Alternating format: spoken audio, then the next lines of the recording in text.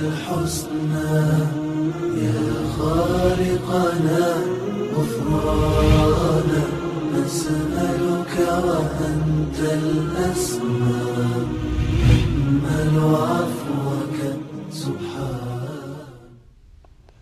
أعوذ بالله من الشيطان الرجيم. بسم الله الرحمن الرحيم. الحمد لله رب العالمين وصلى الله على سيدنا محمد وآله الطيبين الطاهرين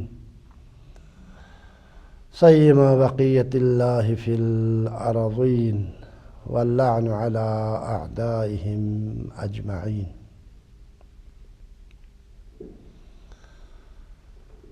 أما بعد، قال الله الحكيم في محكم كتابه الكريم: أعوذ بالله من الشيطان الرجيم. بسم الله الرحمن الرحيم. فأقم وجهك للدين حنيفا فطرة الله التي فطر الناس عليها لا تبديل لخلق الله ذلك الدين القيم ولكن أكثر الناس لا يعلمون. صدق اللہ العلی العظیم. خدا کے وجود کے اس بات کی دلیلوں کے حوالے سے گزشتہ دروس میں گفتگو ہوئی اور متعدد دلائل سے جو خدا پر ایمان رکھنے والے اور خدا پر عقیدہ رکھنے والوں نے منکرین خدا کے مقابلے میں جو دلیلیں پیش کی تھیں، اہم ترین دلیلوں کو اب حضرات کی خدمت میں، ناظرین کی خدمت میں، سامعین کی خدمت میں ہم نے بیان کی. مختلف کتابوں کے خلاصے کو، مختلف کتابوں کے مطالب کے خلاصے کو.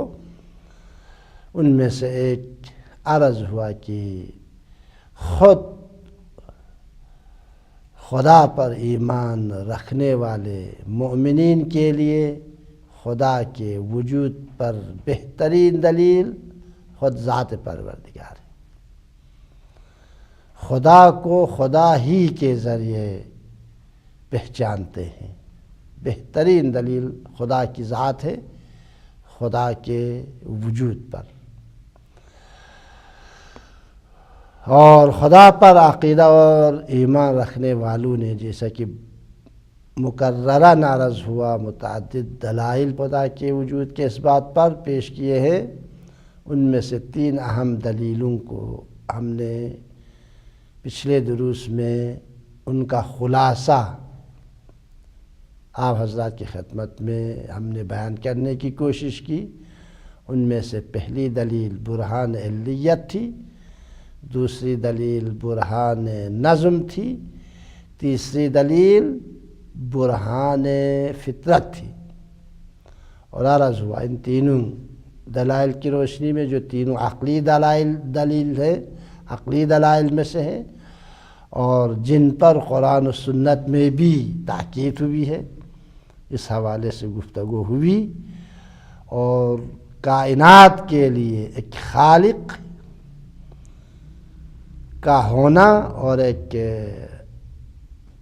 صانع اور خداوند متعال کے وجود پر ان تینوں دلائل کے ذریعے استدلال کیا اور اس طرح خدا کے وجود کو ثابت کیا.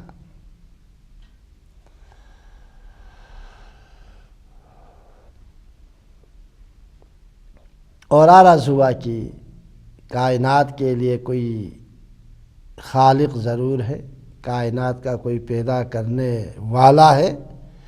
یہ کائنات اور موجودات عالم خود بخود وجود میں نہیں آتی، بلکہ کائنات کے تمام اجزاء کو، کائنات کے تمام مخلوقات کو وجود عطا کرنے والا خدا کی ذات ہے، جس کا کوئی خالق نہیں ہے.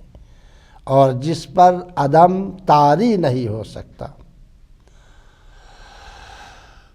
اور آج کے سبق اور درس کا عنوان ہے خدا کے اوصاف، خدا کے صفات۔ اب تک ہم نے یہ ثابت کیا کہ اس کائنات کو وجود بخشنے والا کوئی خالق ضرور ہے، اور آج اس خالق صانع جس کو اسلامی تعلیمات میں خدا کہا جاتا ہے، اللہ کہا جاتا ہے، اس کے صفات کے بارے میں ہم گفتگو کریں گے تاکہ بہتر طریقے سے خدا کی معرفت اور شناخت حاصل کر سکے۔ لہذا آج کے سبق اور درس کا عنوان ہے صفات خدا۔ اللہ کے صفات خود خدا کی معرفت کے بعد، خود خالق کے وجود کے اس بات کے بعد اس کے صفات سے بھی آگاہی ضروری ہے، اور اللہ کی صفات کی شناخت کے لیے غور و فکر اور دقت کی ضرورت ہے۔ جس طرح خدا کی ذات کی شناخت کے لیے غور و فکر اور دقت کی ضرورت ہے، بالکل اسی طرح خدا کے صفات کی شناخت کے لیے بھی غور و فکر اور دقت کی ضرورت ہے، تاکہ تشبیہ اور قیاس آرائی سے دور رہے، وإلا ممکن ہے انسان خدا کے وجود کو تو اس کے لیے ثابت ہو جائے، پھر اس کے بعد خدا کو کسی مخلوق سے تشبیہ دے۔ ان تشبیہات اور قیاس آرائی سے بچنے کے لیے ضروری ہے کہ اللہ اور خدا کے صفات کو بھی پہچانے اور ان کی صفات کی بھی شناخت حاصل کرے،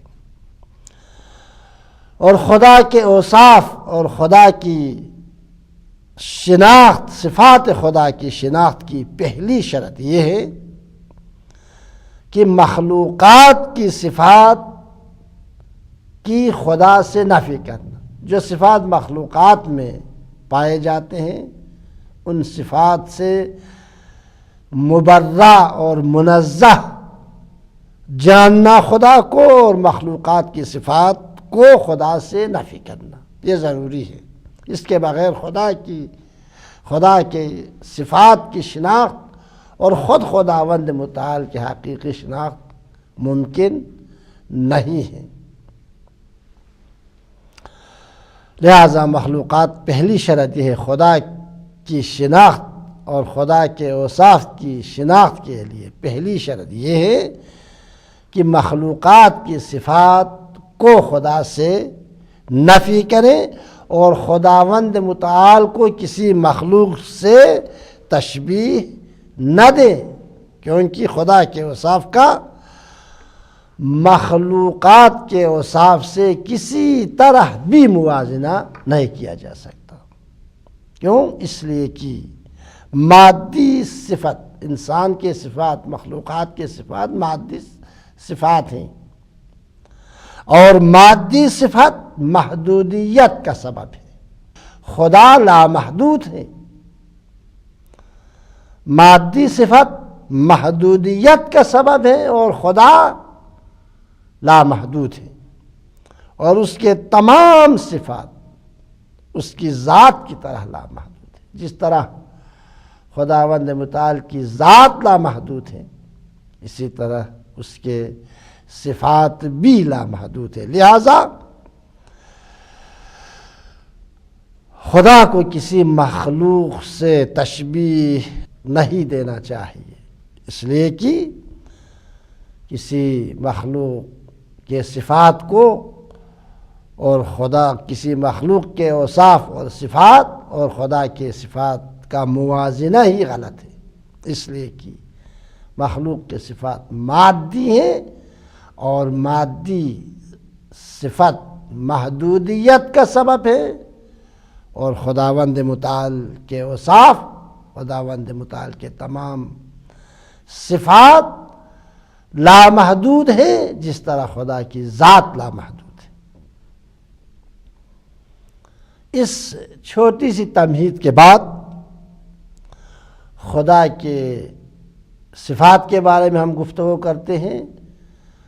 متکلمین اور علماء اسلام نے صفات خدا کو دو قسموں میں تقسیم کیا ہے۔ کلی طور پر علماء اسلام نے، تمام مسلمان علماء نے، چاہے وہ شیعہ ہو چاہے وہ سنی ہو، البتہ کچھ اختلافات ہیں، انشاءاللہ آگے جا کے بیان ہوں گے کن مسائل میں اختلاف ہے، لیکن کلی طور پر متکلمین نے، اسلامی مفکرین نے، اسلامی دانشوروں نے، علماء اسلام نے، فقہاء نے صفات خدا کو دو قسموں میں تقسیم کیا ہے۔ صفات ثبوتیہ یا جمالیہ بھی کہا جاتا ہے، صفات ثبوتیہ یا جمالیہ، اور صفات سلبیہ یا جلالیہ۔ پس خدا کے اوصاف کی دو قسمیں ہیں، صفات ثبوتیہ اور جمالیہ، صفات سلبیہ اور جلالیہ۔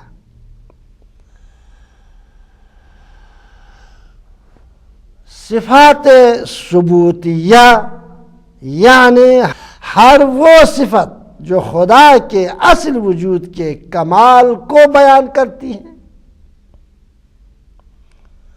اور یہ صفات خدا کی ذات اور فعل سے مربوط ہیں، جیسے خدا کا عالم ہونا، قادر ہونا، مرید ہونا، مدرک ہونا، سمیع و بصیر ہونا،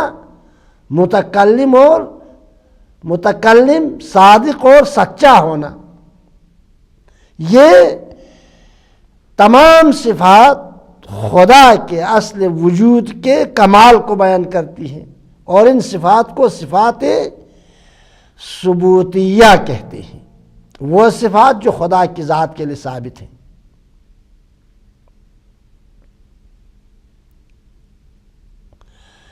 یہاں پر ایک اور نقطے کی طرف اشارہ ضروری ہے، اور ایک نقطے کی طرف توجہ ضروری ہے، اور وہ یہ ہے کہ جیسا کہ بار مکرر عرض ہوا، خداوند کمال مطلق ہے، اور اس کی ذات اور تمام صفات لامحدود ہیں۔ چونکہ کمال مطلق ہے، لہذا اس کی ذات بھی لامحدود ہے، اس کے صفات بھی نامحدود ہیں۔ لہذا جو کچھ صفات ثبوتیہ کے عنوان سے پیش کیا گیا ہے کلام کی کتابوں میں، وہ اصول صفات خدا ہے، صفات خدا کے اصول اور اساس ہیں۔ نہیں کہ خدا کے صفات ان میں محدود ہیں، نہیں، خدا کے ان کے علاوہ اور بھی صفات ہیں، لیکن جو صفات ثبوتیہ کے عنوان سے کلام کی کتابوں میں علماء نے پیش کیا ہے، جن صفات کو صفات ثبوتیہ کے عنوان سے پیش کیا گیا ہے، وہ اصول صفات خدا ہے، ورنہ خدا کے اوصاف انہی صفات میں محدود نہیں ہیں۔ اس نقطے کے بعد اور صفات ثبوتیہ کے معنی کی وضاحت کے بعد کیا عرض ہوا، ہر وہ صفت جو خدا کے اصل وجود کے کمال کو بیان کرتی ہے، اسے صفات ثبوتیہ کہتے ہیں۔ اور صفات ثبوتیہ اور خداوند متعال کے اصل وجود کے کمال سے مربوط صفات اور خداوند عالم میں پائی جانے والی اہم صفات یہ ہے۔ نمبر 1 قدرت، صفات ثبوتیہ میں سے پہلی صفت قدرت ہے۔ خدا قادر ہے، یعنی جس کام کو انجام دینا چاہیے، خدا قادر ہے کا معنی یہ ہے جس کام کو انجام دینا چاہیے انجام دیتا ہے۔ جس کام کو انجام دینے کا ارادہ کرے اس کام کو انجام دیتا ہے، اس کام کے انجام پر قادر ہے، اور کسی کام کے کرنے پر مجبور بھی نہیں ہے، اختیار بھی رکھتا ہے قدرت کے ساتھ۔ جس کام کا ارادہ کرے اس کام کو کر دیتا ہے، لیکن اس کے انجام دینے میں مجبور بھی نہیں ہے، یا کسی کام کے انجام دینے سے عاجز بھی نہیں ہے۔ اسے کہتے ہیں قدرت، صفت قدرت۔ خدا قادر ہے یعنی جس کام کو انجام دینا چاہیے انجام دے دیتا ہے، اور اس کام کے کرنے پر مجبور بھی نہیں ہے، یا کسی کام کے کرنے سے عاجز بھی نہیں ہے۔ اور نہیں خدا کی قدرت کے لیے کوئی جگہ مخصوص ہے، بلکہ خدا کی قدرت ہر قسم کے حد بندی سے خالی اور ہر جگہ موجود ہے۔ اتنی بڑی کائنات اپنی تمام عظمتوں اور وسعتوں اور موجودات کے ساتھ سیارات، کواکب، کہکشائیں، بیکران سمندر، دریا، دشت و بیابان، اور اس کائنات میں موجود مختلف نوع مخلوقات اور موجودات سب کے سب خدا قادر کی قدرتوں کی نشانی ہے۔ پوری کائنات کا ذرہ ذرہ اور اس کائنات میں موجود مختلف نوع مخلوقات اور موجودات سب کے سب خدا قادر کی قدرتوں کی نشانی ہے، اور خدا کی قدرت پر دلالت کرتی ہے، اور خدا ہر شے پر قادر ہے، اور ہر چیز پر اس کی قدرت یکساں اور مساوی ہے، فرق بھی نہیں کرتا، ہر چیز پر قادر ہے، اور ہر چیز پر اس کی قدرت یکساں اور مساوی ہے۔ چنانچہ قرآن مجید میں ارشاد ہو رہا ہے، بسم اللہ الرحمن الرحیم، تبارک الذی بیدہ الملک وہو علی کل شیء قدیر۔ بابرکت ہے وہ ذات، بابرکت ہے وہ ذات بیدہ الملک جس کے ہاتھوں میں سارا ملک اور ساری حکومت ہے، سارا ملک پوری کائنات اس کے ہاتھوں میں۔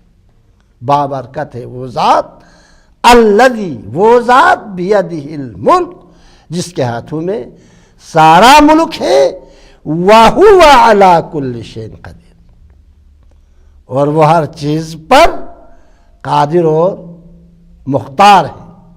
اگر کسی کو اس دنیا میں لانا چاہے، کسی بھی مخلوق کو، انسان کی بات نہیں ہو رہی ہے، کون کا ارادہ کرتا ہے تو فیکون ہو جاتا ہے، وجود میں آتا ہے۔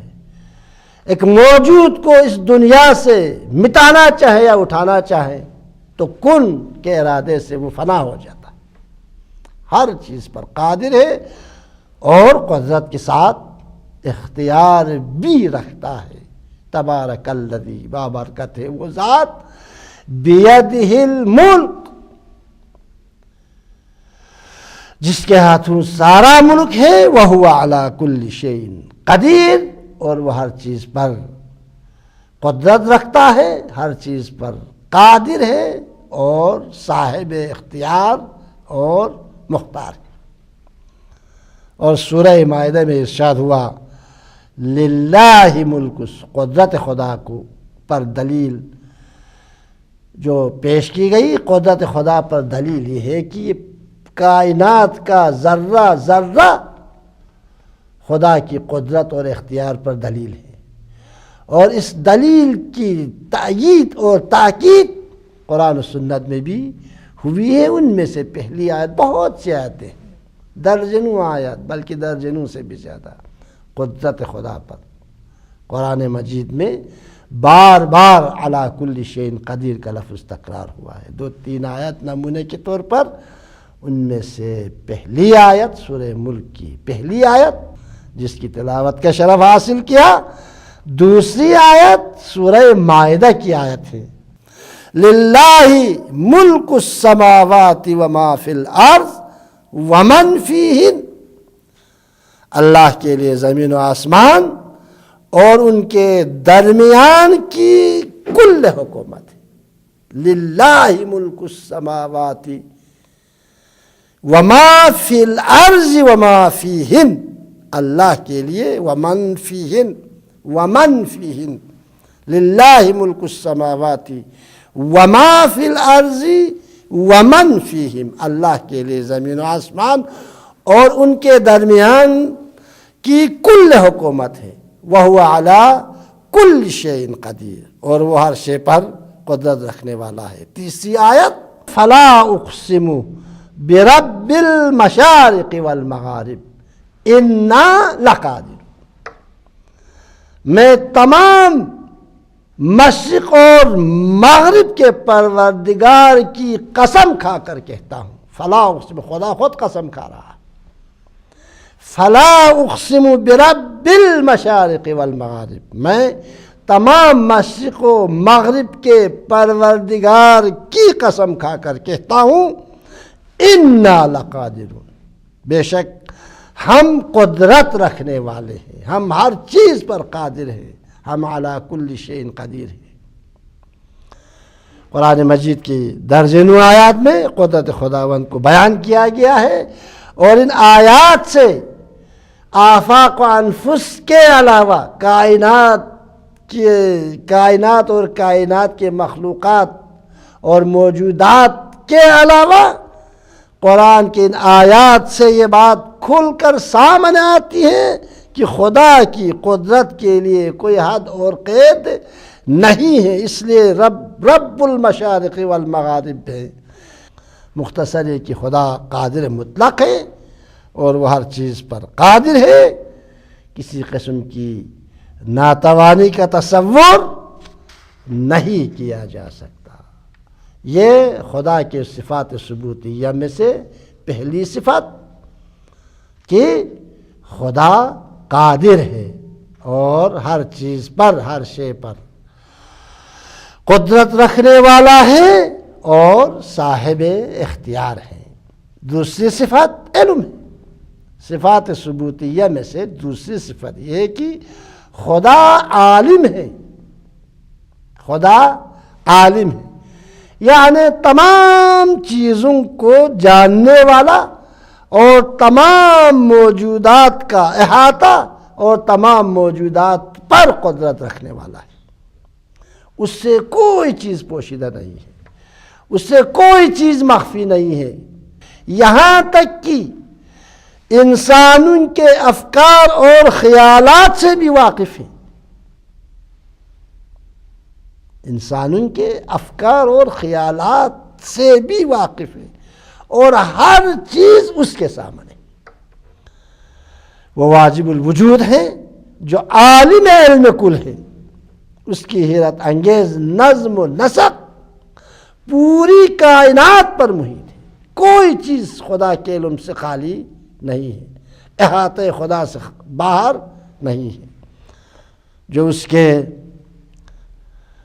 یہ جو نظم و نسق اس کائنات پر، جو نظم و نسق اس کائنات میں پائی جاتی ہے اور پوری کائنات پر یہ نظم و نسق محیط ہے، جو خدا کے لامتناہی علم کا بین ثبوت ہے. اس سے بہتر ثبوت اور نہیں ہو سکتا. اور اسی طرح خدا کے علم کے لیے ماضی، حال اور مستقبل سب برابر ہے. ماضی کے حوالے سے، حال کے حوالے سے، آئندے کے حوالے سے. ہم گزشتہ زمانے کا علم ہے، ہم حال کا علم ہے، ہم آنے والے زمانوں کا علم ہے، اور ان تمام مخلوقات اور کائنات میں رونما ہونے والے حوادث کا علم ہے خداوند متعال کے پاس. خدا کا علم ازل اور ابد پر محیط ہے، کروڑوں سال قبل اور بعد کا علم اللہ کے نزدیک آج کے علم کے برابر ہے، فرق نہیں کرتا اللہ کے لیے کروڑوں سال گزر گیا ہو کسی چیز کے لیے کائنات کے حوالے سے، یا کروڑوں سال کے بعد آنے والا ہو یا اس وقت موجود ہو، خداوند متعال کے لیے کروڑوں سال قبل اور کروڑوں سال بعد اس کے نزدیک، اللہ کے نزدیک آج کے علم کے برابر ہیں۔ خداوند متعال جس طرح کائنات کا خالق ہے، اسی طرح تمام ذرات کی تعداد اور ان کے اسرار مکنونہ کا مکمل عالم ہے۔ انسان کے اور اسی طرح انسان کے تمام اچھے اور برے اعمال، نیات، افکار و خیالات اور مقاصد سے وہ آگاہ اور باخبر ہے، اس کا علم اس کی عین ذات ہے اور اس کی ذات سے کوئی جدا چیز نہیں ہے اور وہ ہر چیز سے باخبر ہے۔ چنانچہ قرآن مجید کے متعدد آیات میں ارشاد ہوا ہے وَاعْلَمُوا أَنَّ اللَّهَ بِكُلِّ شَيْءٍ عَلِيمٌ، یاد رکھو مت بھولو کہ اللہ ہر شے کا جاننے والا ہے۔ وَهُوَ اللَّهُ فِي السَّمَاوَاتِ وَالْأَرْضِ، یہ وہی خدا ہے آسمانوں، وہ خدا ہے جو آسمانوں اور زمین ہر جگہ کا خدا ہے۔ پھر اس کے بعد فرماتے ہیں یعلم سرکم وجہرکم ویعلم ما تکسبون، یہ وہ خدا ہے، وہ تمہارے باطن اور ظاہر کا عالم ہے۔ یعلم سرکم وجہرکم، وہ تمہارے باطن اور ظاہر کا عالم ہے اور علم رکھتا ہے تمہارے باطن اور ظاہر پر۔ وَيَعْلَمُ مَا تَكْسِبُونَ، اور جو کچھ تم انجام دیتے ہو سب کو جانتا ہے، یہاں تک کہ تمہارے دل کے حالات سے بھی باخبر ہے۔ يَعْلَمُ خَائِنَةَ الْأَعْيُنِ وَمَا تُخْفِي الصُّدُورُ، وہ نگاہوں کی خیانت کو بھی جانتا ہے اور دلوں کے چھپے ہوئے رازوں سے بھی باخبر ہے۔ یعلم خائنۃ الاعین، وہ اللہ نگاہوں کی خیانت کو بھی جانتا ہے، وما تخفی الصدور، اور دلوں کے چھپے ہوئے رازوں کو بھی جانتا ہے۔ مختصر یہ کہ خداوند ایسے موجود کا نام ہے جو ہر چیز پر علم رکھتا ہے، اس کے علم سے نہ آنکھوں کی خیانت بچ سکتی ہے اور نہ دلوں کے راز۔ وہ ہر شے کا جاننے والا ہے، ہر چیز کا جاننے والا ہے، اور انسانوں اور ہر چیز پر علم رکھتا ہے، اور اس کے علم سے نہ آنکھوں کی، جیسا کیا عرض ہوا، خیانت بچ سکتی ہے اور نہ دلوں کے راز۔ وَهُوَ بِكُلِّ شَيْءٍ عَلِيمٌ، وہ ہر شے کا جاننے والا ہے۔ لہذا انسانوں، خصوصاً صاحبان ایمان کو مسلسل اور ہمیشہ اس نقطے پر نگاہ رکھنی چاہیے۔ والسلام علیکم ورحمۃ اللہ وبرکاتہ۔